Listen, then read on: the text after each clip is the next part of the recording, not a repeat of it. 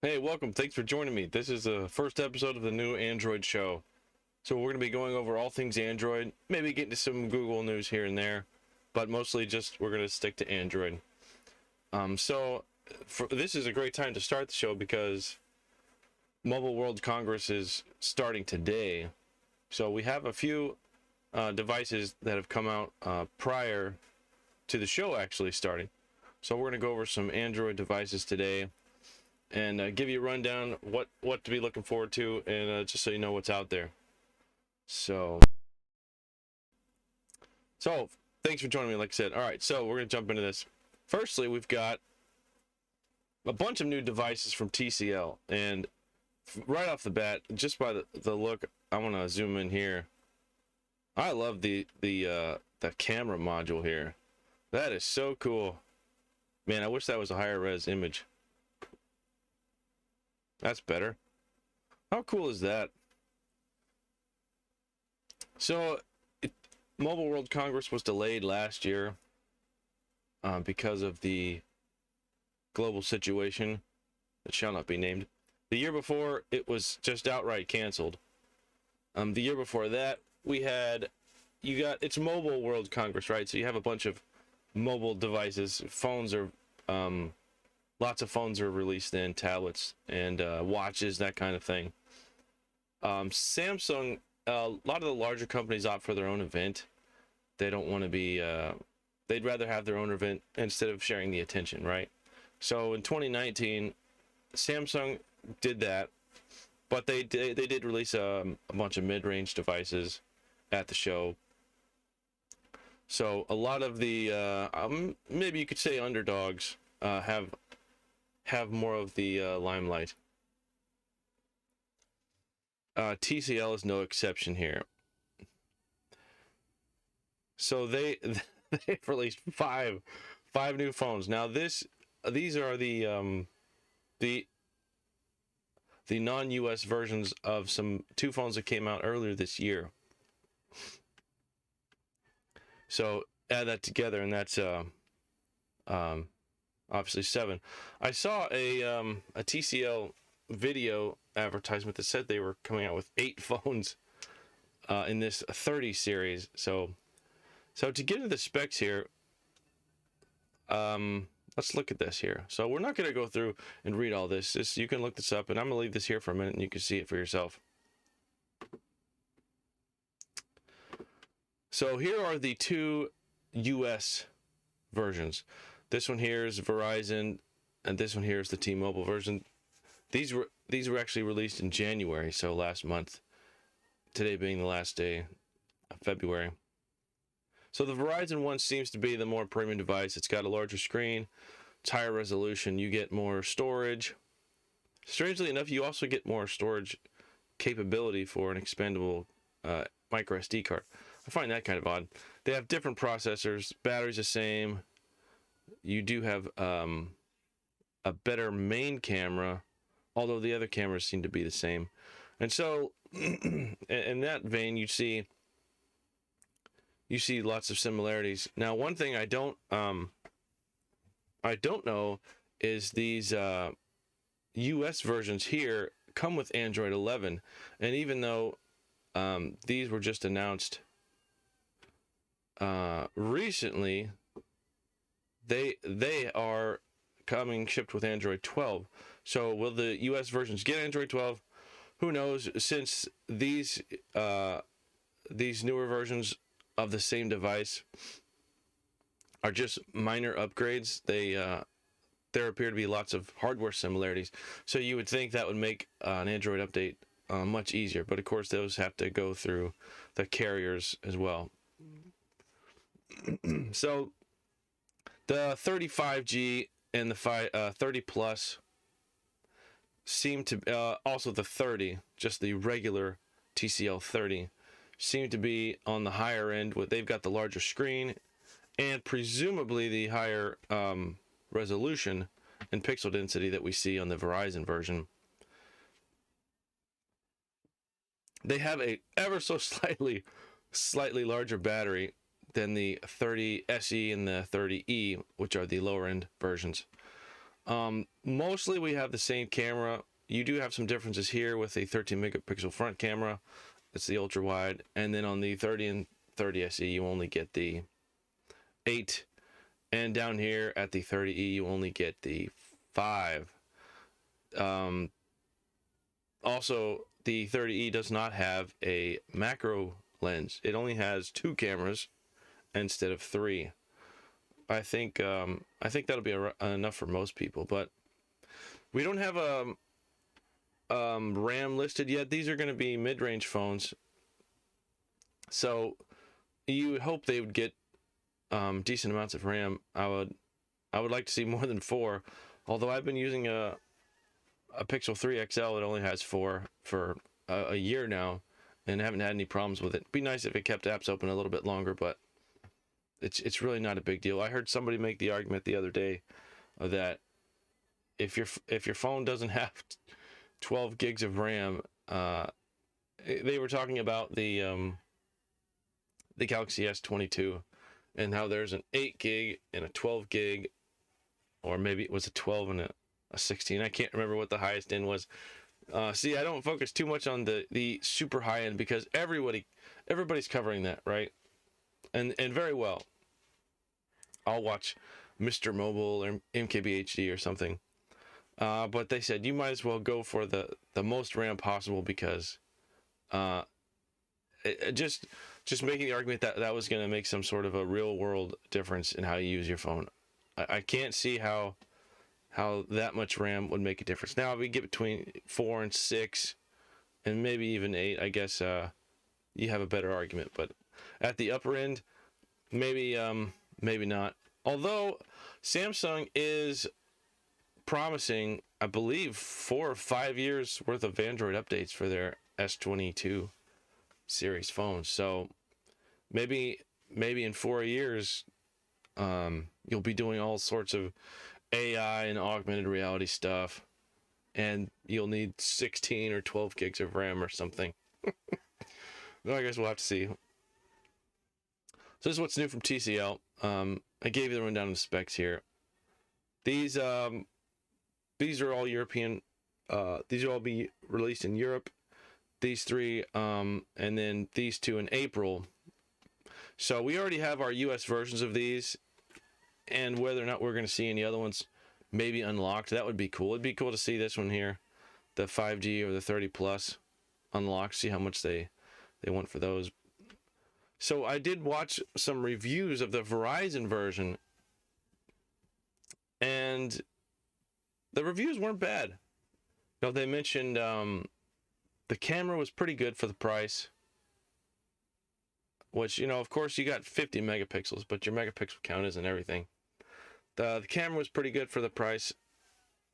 They don't have NFC, or at least the Verizon one doesn't. You can see there's some specs missing from the other versions, but that's all I was able to find. And you got to think of the price. Let's see, the T-Mobile one, which is the cheaper of the two, this one here, I would imagine the Verizon one's more expensive, although it did not check. This is the slightly lower end version. The T-Mobile one is only $199. Okay, so you've got the Galaxy S21 FE 5G, right, which is their sort of the lower end version of the S21, is like $699 unlocked. So you're talking less than a third the price for at least this T-Mobile one. And the Verizon one's probably only $250, $249, maybe $299. Even that is still less than half the price. So when you're talking about slightly lower amounts of RAM, or even a camera that's not like fantastic, I mean, golly, $200. So that's what you're getting there with those. So that wasn't the only thing TCL announced. They also are bringing, let's see here, they're bringing some tablets. And I love that this camera module seems to be taken right from the phone. If we look here, see this, it's very similar design. I love that. Slick looking tablets. I mean, I like the even bezels. They're nice. I like that color. I don't know if that's like a gray or super light blue. In addition to a ton of affordable phones, smartphones in the TCL 30 series, TCL announced a new line of budget tablets today at this year's Mobile World Congress. The new range of slates include the latest iteration of the Next Paper and the two new budget-friendly Tab models. The Tab 10s 5G is the most expensive in the lineup, though it is billed as, quote, one of the first affordable tablets to launch with 5G connectivity. Cool. It will be available to purchase in the second quarter of this year for $349, and I am not familiar with that excuse me, currency symbol. The new tablet sports a 10.1-inch Full HD screen, so that's 1080p, featuring TCL's Next Vision technology to adjust color, contrast, and sharpness in accordance with on-screen content. The goal is to make visuals in movies and video games easier on the eyes. With an 8,000 mAh battery, you may also be tempted to watch movies and play light games for hours on end. Real quick, back to the phones. That's something I also like about these phones, is these are large batteries. Those would be great for longevity. So just wanted to mention that. A Tab 10s 5G has an 8 megapixel rear camera and a 5 megapixel selfie shooter, so it doesn't have much going for it in terms of optics. Well, so you know, they're kind of playing the spec game here. It's not just about megapixel count, okay? Now, of course, this won't have, you know, fancy software on the back end of it, and it won't have, you know, the best lens for the camera and the best sensor. Granted, because it's a tablet, people aren't looking for that. But this 8 megapixel number is not evidence of that. It's just not. Its cheaper sibling, the TCL Tab 10 HD 4G, includes a 10-inch 800p display and a 5,500 mAh battery. Man, it's only slightly larger than the phone. Given that it's a budget tablet, you can expect to see impressive specs on this one. It has both a 5 megapixel rear and front cameras, Android 11 Go out of the box, and 2 GB of RAM paired with 32 GB internal storage. Man, 32 and 2. That is too low. That is too low. Man. You can purchase the Tab 10 HD right now in Europe starting at $179, whatever that is, with its full HD version arriving in Asia from late March at $199 or whatever. Leave a comment if you know what that is. I suppose I could look it up, but it'd be more interesting if somebody lets me know. Finally, the TCL Next Paper Max 10 is the firm's most expensive version of the recently unveiled Next Paper 10s.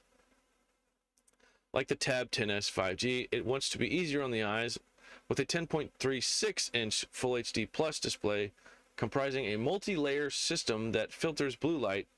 TCL, a multi-layer system. There's software that'll decrease blue light. TCL also slapped on anti-glare glass on the screen to reduce reflected light. That's cool. It'd be cool to see one of these in person, see what that actually means. It will go on sale in the beginning of Q2 in Asia for $269 unknown currency, which gets you 4 GB of RAM, 64 GB of storage. That's expandable to 56. I would say these are minimum if you're buying a tablet today, Android tablet. 4 GB, 64 GB. And if you're buying a Chromebook, I would say that is not enough. Maybe you can get by with 4 GB, but 64 GB. It all depends on what you're doing with it, but that's awful low. Expandable microSD. The tablet is available in either Wi-Fi or 4G LTE models. It ships with Android 11 and is powered by an octa-core processor. We'll see how much these are in the US, if they're available in the US. It all comes down to the screen with tablets for me. If it's snappy and it has a good screen, because I mean, golly, the screen is huge, right? It's such a huge part of what you're doing, because when you get a tablet, you want to use it for obviously viewing something, right? Otherwise, you would just do it on the phone. And so the screen is a big part of it. So if these have decent screens, and they're not slow and laggy, it could be a good option for people. Oh, they weren't the only ones. Oppo announced a tablet as well. And they're making the argument here on Android Police that, of course, with the relationship between Oppo and OnePlus, this opens the door. Well, let's just read here. Oppo just opened the door for a OnePlus tablet, and that's exactly what Android needs to help bring about the coming Android tablet resistance. Not exactly sure what that means.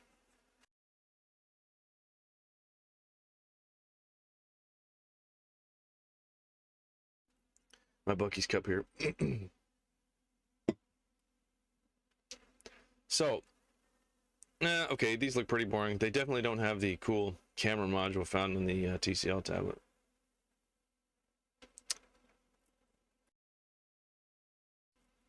All right, so Oppo has just announced its very first tablet today. Before you get too excited, the new Oppo Pad is China only for now. But it has bigger implications given the relationship between Oppo and OnePlus. There's no real There's no real proof it will happen this way. But with OnePlus's phone designs often sharing Oppo hardware, the Oppo Pad opens the door for a long-awaited and recently rumored OnePlus tablet. And not to get too dramatic, but it could shake up the Android tablet market if it's done right. The idea of a OnePlus tablet has been brought up repeatedly over the near decade that the company has been around. Since, oh my gosh, has it been that long?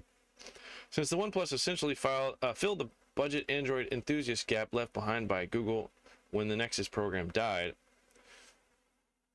I have recently located in the house, we had a Nexus 7.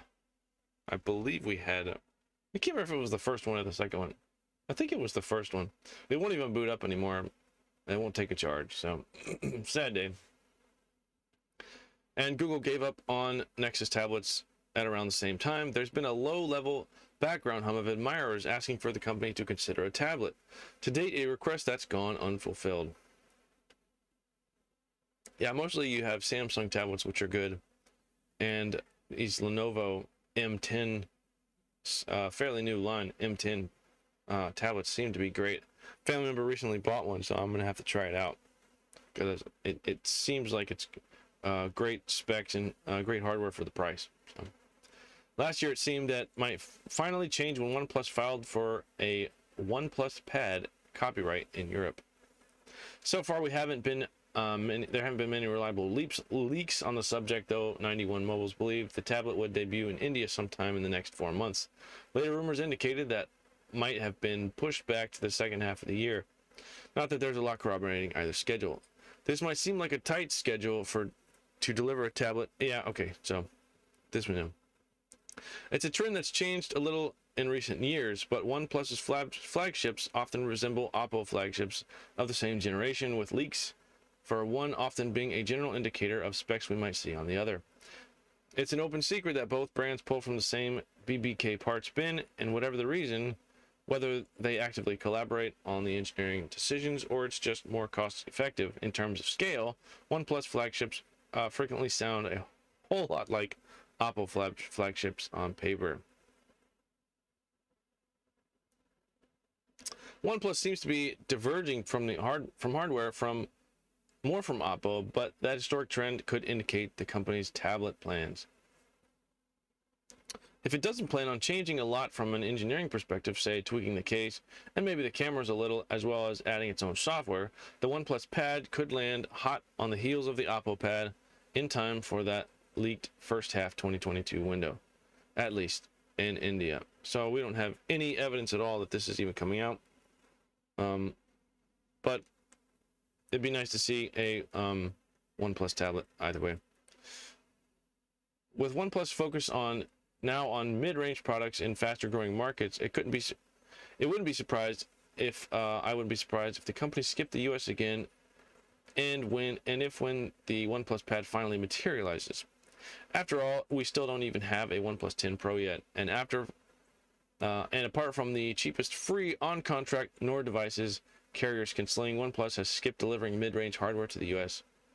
Again, we can't be sure this is an apples-to-apples comparison, since OnePlus could change the specs, or even if the OnePlus Pad is still coming. but the Oppo Pad's hardware leaves it borderline somewhere between flagship and mid-range. So here are the specs on it. 870, 11-inch screen, slightly larger, great resolution, lots of RAM, lots of storage, love it. 8-megapixel camera, big battery, nice. Yeah, Android 12 apparently. Whether or not Oppo Pod will directly turn itself into the OnePlus Pad, I think OnePlus branded tablet is coming, and it's a good idea for the company. OnePlus has already diversified itself from phones, expanding into awful wearables and surprisingly decent earbuds. Further expanding to capture some of the tablet space in growing markets can only positively affect its ongoing growth. And if OnePlus can execute on it well, it could be good for Android as a whole. Yeah, okay, so Google, I don't know how much the tablet market is growing. It talks about how with lockdowns, which have effectively all ended, has affected the tablet market, and that's kind of why Google got out of the tablet market, and most companies don't put a lot into it because it's just not nearly as big of a market as phones.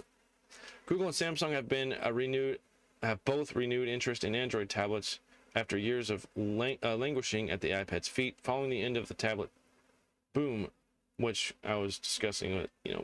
Android first became lots of tablets, high-end Samsungs, your Nexus tablets, but then after that, everybody was making tablets. But after that, it really fell off. But our pandemic-fueled Tiger King binging has brought new attention and growth to the category. With Google spending so much time and resources developing big screen-only features in Android 12L, which is a newer update to Android 12. It may only be for developers, I'm not sure. For foldables and tablets, I strongly suspect the company would be willing to lend a hand when it comes to marketing, promotions, and maybe even retail channel partnerships for new Android tablets to make that investment worth it. The features added to Android 12L for foldables and tablets, is that for tablets? You're talking about tablets? Or is that just for foldables when they fold out? They're in a tablet mode when they fold out, so that may not indicate tablets their interest, or that they see the tablet market growing at all. So we'll have to see from OnePlus if that even materializes, but it would be great to see. All right, so that's what I've got for you today. We're going to stay on the news. We've got Mobile World Congress going on right now, and so all sorts of things are going to be coming out this week. So it goes all the way through Friday, I believe. So stay tuned here. I'll catch you next week, and we may even do a video this weekend just to run down the devices, Android devices that have come out Mobile World Congress. All right, thanks for joining me. Appreciate it, and we'll see you next time. Bye.